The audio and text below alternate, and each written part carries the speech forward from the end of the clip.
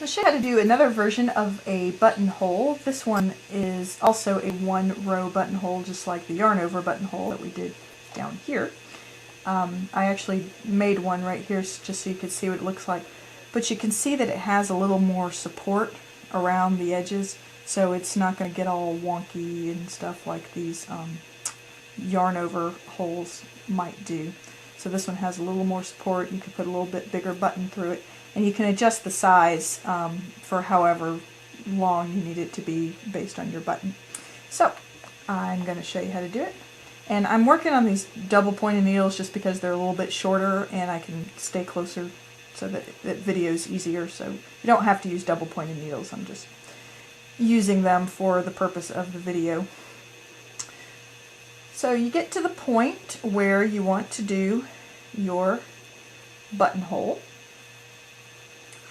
And then you're going to bring your yarn forward, slip a stitch purlwise from your left hand needle to your right hand needle, bring your yarn back around to the back so you have effectively wrapped this stitch right here. This is what's going to give you stability on the right side of your buttonhole.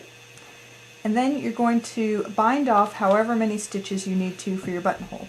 For this buttonhole here I did 3, so we'll do 3 again. So slip stitch purlwise, bind it off,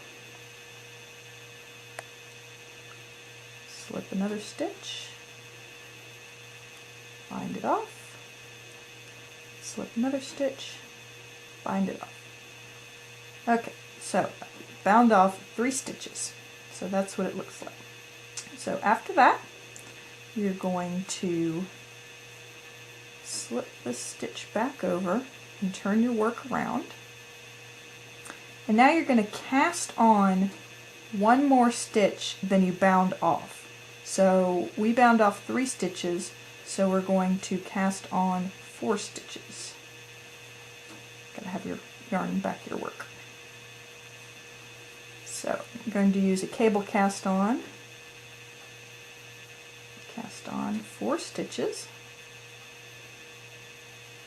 And we have a video on how to do cable cast on if you don't know how to do that kind of stitch. So that's 2, 3,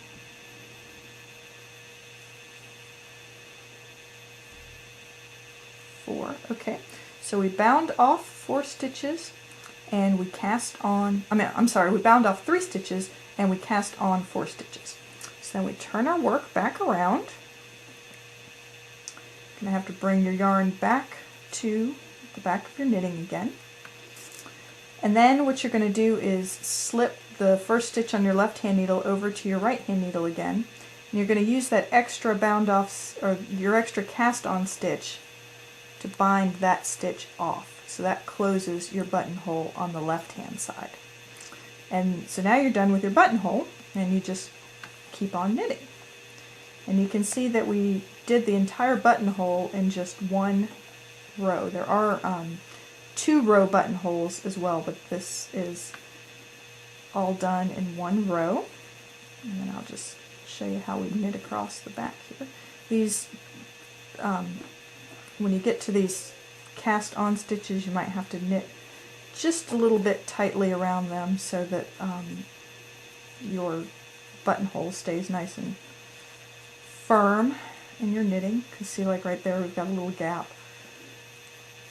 So what I'll do is just knit this a little bit tight right here to help close that up a little bit.